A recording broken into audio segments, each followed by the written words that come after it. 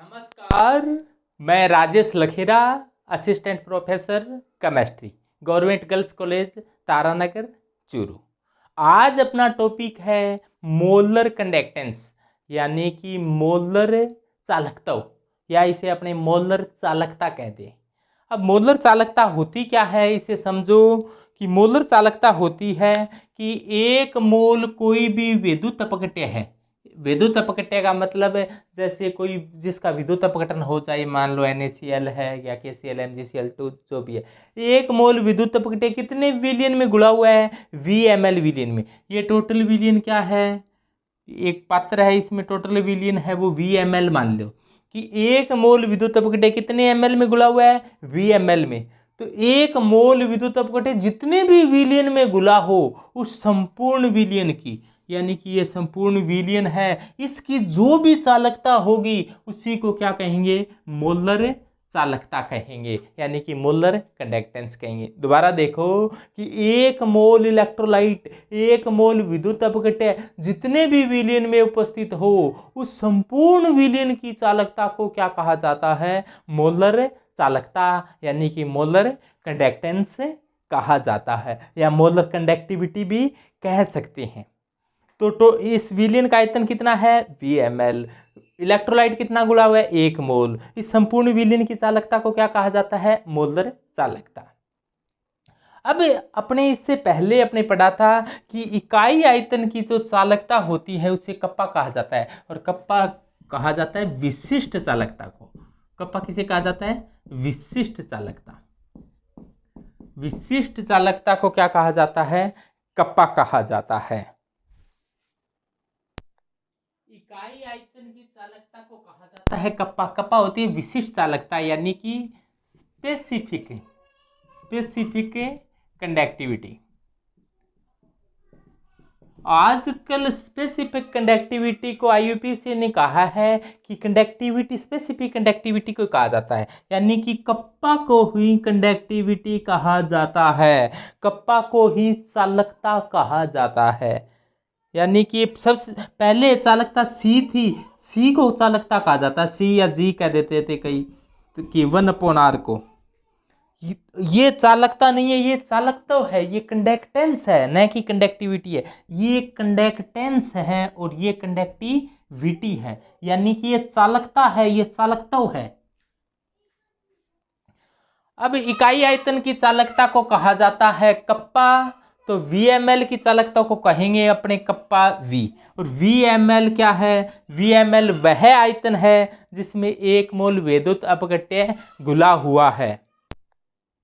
इकाई आयतन का अर्थ होता है कि जैसे मान लो एक घन की कल्पना करें जिसकी लंबाई 1 सेमी है, चौड़ाई भी 1 सेमी है, ऊंचाई भी 1 सेमी है, तो घन का जो वॉल्यूम होता है, घन का जो आयतन होता है वो होता है भुजा की क्यूब। तो भुजा की क्यूब, भुजा 1 सेमी की है तो 1 सेमी की क्यूब करेंगे तो क्या आ जाएगा? 1 आ जाएगा, या 1 सेमी की क्यूब कह दें। और 1 सेमी की क्यूब 1 ml के बराबर होता है, यानी कि 1 ml की जो चालकता होती है, 1 ml आयतन की चालकता होती है, उससे कप्पा कहा जाता है। और ये अपने पास टोटल आयतन कितना है? ये VmL है। तो VmL की जो कंडक्टिविटी होगी उसको क्या कह देंगे? 1 को K कहें तो V को क्या कहेंगे? KV, kappa V। यानी कि VmL की चालकता को क्या कहा जाता है? Lambda M। तो लैम्डा M क्या हो जाएगा? Kappa V। तो VmL की चालकता लैम्डा M है, वो क्या होगी? Kappa V। तो VmL कौन सा है? वह आयतन जिसमें 1 मोल विद्युत अपघट्य घुला हुआ है, वो VmL आयतन है। एक बार दोबारा देखो, बहुत इंपॉर्टेंट, कि अपने कहा कि ये कोई इकाई आयतन है, इकाई आयतन है, उसकी चालकता को क्या कहा? ये 1 सेमी है, ये भी 1 सेमी है, यानी कि लंबाई चौड़ाई ऊंचाई सभी 1 सेमी है, तो इसे घन कहा जाता है। घन के अंदर मान लो कोई इलेक्ट्रोलाइट भरा हुआ है, कोई विद्युत अपघट्य भरा हुआ है, तो इसकी जो चालकता है उसको अपने क्या नाम दिया है? कप्पा नाम दिया है। यानी कि इकाई आयतन, इसका आयतन क्या है, 1 सेमी की क्यूब। 1 सेमी की क्यूब को 1 ml कहते हैं। और 1 ml या 1 सेमी की क्यूब विलीन की जो चालकता होती है, कंडक्टिविटी होती है, उसी को कप्पा कहा जाता है। स्पेसिफिक कंडक्टिविटी, स्पेसिफिक कंडक्टिविटी, आजकल IUPAC ने इसको कंडक्टिविटी कहना शुरू कर दिया है। तो इकाई आयतन की चालकता कप्पा है। और मान लो ये आयतन कितना है, ये आयतन है VmL। टोटल आयतन कितना है, VmL। और VmL कौन सा आयतन है जिसके अंदर 1 मोल, यदि VmL में 1 मोल इलेक्ट्रोलाइट गुला हो, 1 मोल विद्युत अपघट्य गुला हो, तो इस टोटल विलयन की जो चालकता होगी उसी को क्या कहा जाता है, लैम्डा m। यानी कि इकाई आयतन की चालकता है, इकाई आयतन की जो चालकता है उसे अपने कहा, इकाई आयतन की चालकता को क्या कहा है, कप्पा। तो VmL आयतन की चालकता को क्या कहेंगे, कप्पा V। और VmL वह आयतन हो यदि इसमें 1 मोल विद्युत अपघट्य गुला हो, तो इसी को क्या कहा जाता है, लैम्डा m। तो लैम्डा m बराबर क्या आ जाएगा, कप्पा V। तो लैम्डा m क्या है, मोलर कंडक्टेंस या मोलर कंडक्टिविटी। कप्पा क्या है, स्पेसिफिक कंडक्टिविटी, आजकल इसे कंडक्टिविटी कहने लगे हैं। VmL क्या है, वह आयतन है जिसमें 1 मोल विद्युत अपघट्य, यानी कि वो टोटल आयतन है जिसमें 1 मोल विद्युत अपघट्य घुला हुआ है। तो ये लैम्डा m आ जाएगा। और इस सूत्र को इस प्रकार से भी लिखा जा सकता है कि लैम्डा m बराबर कप्पा इंटू 1000 बटे n, सॉरी m। m क्या है यहाँ पर, m मोलरता है। m क्या है यहाँ पर, m है वो मोलरता है। मोलरता क्या होती है, मोलरता होती है, मोलरता सांद्रता को मापने की इकाई होती है। मोलरता क्या होती है, मोल प्रति लीटर, यानी कि 1 लीटर विलियन में कितने मोल है वही मोलरता है। यानी कि 1 लीटर विलियन है टोटल आपके पास, उसमें विद्युत अपघट्य के कितने मोल घुले हुए हैं वही मोलरता है। यानी कि मोलरता क्या होती है, मोलरता के बारे में थोड़ा सा मैं बता दूं कि मोलरता होती है वो मोल प्रति लीटर होता है। यानी कि किसी की भी मोलरता ज्ञात करनी हो तो उसके मोल और उसका आयतन लीटर में। जैसे आपको किसी अवयव के मोल ज्ञात, किसी अवयव की मोलरता ज्ञात करनी है तो मोलरता बराबर, जैसे मान लो आपको विलय की मोलरता ज्ञात करनी है तो विलय के मोल अपोन आयतन होगा वो कितना टोटल विलियन कितना है, तो विलियन का आयतन। ध्यान ये देना है कि विलियन का आयतन किस में होना चाहिए, लीटर में। तो वो क्या हो जाएगी, मोलरता। और विलय के मोल बताने के तरीके, मोल कितना होता है तो अपने ऐसे कह दिया जाए कि 1 दर्जन नाम आते ही आप समझ आते हो कि 1 दर्जन शायद केले होंगे, क्यों अपने केले होते हैं वो सामान्य मार्केट में दर्जन के हिसाब से मिलते हैं। तो 1 दर्जन शब्द आते ही आपके ध्यान में आ जाता है कि 12 है संख्या में। इसी प्रकार से मोल होता है ना, मोल कितनी मात्रा होती है, तो मोल के लिए 3 बातें आपको ध्यान रखनी होगी कि मोल किस प्रकार से डिफाइन किया जा सकता है।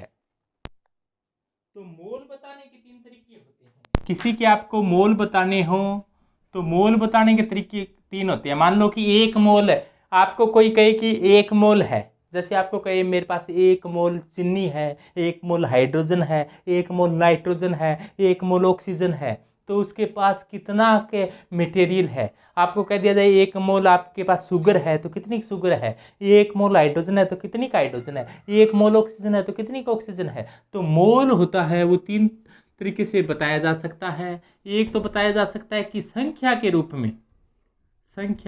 में कोई भी चीज़ बताई जाती है तो हो सकता है कि वो संख्या के रूप में बताया जाए कि कितनी संख्या में है। जैसे कोई क्लास है उसमें कितने स्टूडेंट हैं, आप कोई भी क्लास लगी हुई है, आप पूछोगे कितने स्टूडेंट आए थे, तो 30 आए थे, 50 आए थे, 100 आए थे, 200 आए थे, 400, 500, कितने हैं संख्या के रूप में। इसी प्रकार से 1 मोल संख्या के रूप में बतानी हो तो 1 मोल में जो संख्या होती है वो आवोगाड्रो संख्या के बराबर होती है। अवोगाड्रो संख्या होती है वो 6.022 इंटू 10⁻23 होती है। ये इतनी संख्या होती है, इसे अवोगाड्रो संख्या कहा जाता है। 1 मोल हाइड्रोजन है तो इतने अणु होंगे, और ये संख्या के रूप में अणु होते हैं। तो 1 मोल में अणु कितने होंगे, इतने अणु होंगे। जैसे मान लो कोई ऐसे कह दे कि 1 मोल हाइड्रोजन है, तो कितने अणु हाइड्रोजन के हैं, 6.022 इंटू 10⁻23 अणु है। 1 मोल ऑक्सीजन कहें तो इतने ही अणु ऑक्सीजन के हैं। 1 मोल ग्लूकोज कहें तो इतने अणु ग्लूकोज के हैं। 1 मोल कोई भी हो तो उसमें इतने अणु होंगे। तो ये संख्या के रूप में दर्शाया जाता है मोल। दूसरा दर्शाया जाता है कि आयतन के रूप में, कोई भी गैस हो तो आप आयतन के रूप में बताए जाते हैं, आयतन के रूप में। तो आयतन, 1 मोल का जो आयतन होता है, 1 मोल का जो आयतन होता है वो होता है 22.4 लीटर। 1 मोल का आयतन कितना, 22.4 लीटर होता है। और ये कितने टेम्परेचर, क्योंकि ताप बढ़ाने पर आयतन बढ़ जाता है, टेम्परेचर होना चाहिए 0 डिग्री सेंटीग्रेड। 0 डिग्री सेंटीग्रेड का मतलब केल्विन में बताना हो तो 0 डिग्री जितने भी सेंटीग्रेड में हो, केल्विन में बताना हो तो 273 जोड़ा जाता है। तो टेम्परेचर होना चाहिए 273.15 केल्विन। टेम्परेचर इतना होना चाहिए। ताप, क्योंकि ताप बढ़ाने पर गैसों में प्रसार होता है और गैसों का आयतन बढ़ जाता है। तो 0 डिग्री सेंटीग्रेड पर 22.4 है। आप कमरे का ताप कहा जाता है 25 डिग्री सेंटीग्रेड पर, तो आयतन है वो और बढ़कर 24 पॉइंट कुछ हो जाता है, यानी कि ताप बढ़ाने पर आयतन बढ़ता है। दाब, प्रेशर होना चाहिए 1 एटमॉस्फेयर, और 1 एटमॉस्फेयर प्रेशर होता है वो होता है 1.013 इंटू 10⁵ पास्कल। ये पास्कल ऐसा ही मात्रक होता है दाब का। तो इतना दाब, टेम्परेचर कितना होना चाहिए, इस टेम्परेचर पर 1 मोल का आयतन 22.4, और प्रेशर होना चाहिए, क्योंकि प्रेशर बढ़ाने पर आयतन, किसी पर प्रेशर बढ़ा दिया जाए तो आयतन क्या हो जाता है, कम हो जाता है, जबकि टेम्परेचर दे दिया जाए तो आयतन क्या हो जाता है, फैल जाता है। तो टेम्परेचर और प्रेशर बताना पड़ेगा अपने को, आयतन बताना होगा। तो 1 मोल का आयतन 22.4 लीटर होता है। ये कब होता है, जब टेम्परेचर 273.15 केल्विन हो और जब प्रेशर 1.013 इंटू 10⁵ पास्कल हो, तब ये आयतन इतना होता है 1 मोल का। और 1 मोल का अपने मास बताएं, द्रव्यमान बताएं, तो 1 मोल का द्रव्यमान के रूप में बताएं, यानी कि मास की फॉर्म में बताएं 1 मोल का द्रव्यमान कितना होता है। और ये केमिस्ट्री में भार द्रव्यमान को कहते हैं केमिस्ट्री में, और फिजिक्स में भार होता है, यानी केमिस्ट्री में भार कहेंगे तो एम है, और फिजिक्स में भार होता है वो mg होता है। तो वो mg तो बल होता है, बल का मात्रक न्यूटन होता है, जबकि एम मास है, मास का मात्रक के किलोग्राम होता है। तो ये थोड़ा सा ध्यान देना। तो 1 मोल होता है, उसका जो द्रव्यमान होता है वो होता है अणु भार के बराबर भार, यानी कि 1 मोल का जो वेट होता है, 1 मोल का जो द्रव्यमान होता है वो मोलिकुलर वेट के इक्वल होता है। 1 मोल का जो द्रव्यमान होता है वो मोलिकुलर वेट के इक्वल होता है। तो मोलिकुलर वेट के बराबर होता है। जैसे आपको कहीं 1 मोल हाइड्रोजन है तो कितने ग्राम हाइड्रोजन है, हाइड्रोजन का परमाणु भार 1 होता है, अणु कितने हैं, 2 हैं, तो कितने ग्राम, 2 ग्राम। 1 मोल आपको नाइट्रोजन कहे तो कितने ग्राम नाइट्रोजन, 28 ग्राम नाइट्रोजन। 1 मोल आपको ऑक्सीजन कहें तो कितने ग्राम ऑक्सीजन, 32 ग्राम। कोई भी कह दे, जैसे 1 मोल आपको ग्लूकोज कहे तो ग्लूकोज का सूत्र आप जानते हो C6H12O6, तो कितने ग्राम हो गया, कार्बन का 14 होता है, कार्बन का 12 होता है, हाइड्रोजन का 1 होता है, लेकिन हाइड्रोजन संख्या में 12 है, ऑक्सीजन का 16 होता है, संख्या में 6 है। तो इसकी कैलकुलेशन करोगे तो आपके आएगा 180। यानी कि एक मोल, कोई आपको कहे 1 मोल ग्लूकोज है, इसका मतलब कितने ग्राम ग्लूकोज है? 180 ग्राम ग्लूकोज है। अब आपको घरवाले ही कह दे कि मार्केट से जाकर 1 मोल ग्लूकोज लाओ, तो आप कितने ग्राम ग्लूकोज लाओगे? 180 ग्राम। आपको कह दे 1 मोल शुगर लाओ, तो शुगर क्या होती है? चीनी। चीनी का जो मोलिकुलर फॉर्मूला होता है वो होता है C12H22O11। तो इसका 12 × 12 प्लस 22 × 1 प्लस 11 × 16, ये आ जाएगा 342, यानी कि 342 ग्राम। तो 1 मोल जो शुगर होती है उसका जो मोलिकुलर वेट होता है वो 342 ग्राम होता है। तो 1 मोल में 342 ग्राम में शुगर होती है, चीनी होती है, शक्कर होती है। शक्कर, गुड़, चीनी, शुगर, माल्टोज, लैक्टोज, इन सभी का मोलिकुलर फॉर्मूला यही होता है। इसकी स्ट्रक्चर अलग अलग होती है, जैसे लैक्टोज की स्ट्रक्चर अलग होती है, माल्टोज की अलग होती है, लैक्टोज की अलग होती है। वो अपने जैसे जैसे आगे आएंगे वैसे वैसे अपने पढ़ते जाएंगे। तो समझ गए होंगे आप कि मोल क्या होता है। तो मोल बहुत ही सरल चीज़ है, मोल से अपने घबराते रहते हैं। कोई मोल बताने के 3 तरीके हैं। 1 मोल का आयतन तो 22.4 लीटर होता है। 1 मोल में संख्या, एक ही चीज़ ध्यान रखनी है, 6.022 × 10⁻23 है। ये ध्यान रख देना कि अणु है।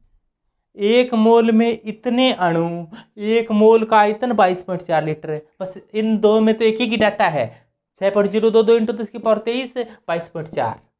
और 1 मोल का जो मास होता है वो मोलिक्यूलर मास के बराबर है। किसके बराबर है? मोलिक्यूलर मास के बराबर है, यानी कि अणु भार के बराबर है।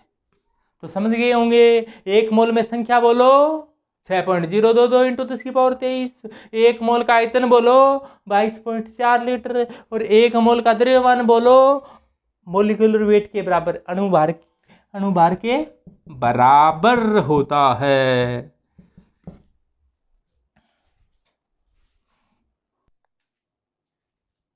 तो ये तो अपनी थी मोलरता, अपने मोल कॉन्सेप्ट क्या है और मोलर कंडक्टिविटी क्या है, मोलर कंडक्टेंस क्या है। इससे पहले भी आपको स्पेसिफिक कंडक्टेंस क्या होती है, कंडक्टेंस क्या होती है, यानी कि चालकता क्या होती है, चालकता क्या होती है, विशिष्ट चालकता क्या होती है, प्रतिरोध क्या होता है, विशिष्ट प्रतिरोध क्या होता है, उनकी यूनिट क्या होती है, उनके मात्रा क्या होते हैं। तो ये वीडियो बहुत से बढ़ाए जा चुके हैं, तो आप इनको देखो, चैनल को सब्सक्राइब करो और ये वीडियो रोज़ाना लगातार देखो। और साथ के साथ आप कॉपी में लिख कर देखोगे तो मेरा वादा है कि आपके समझ में आएगा, आपकी याद ज़रूर होगा। मैं Rajesh Lakhera, assistant professor chemistry, government girls college Taranagar.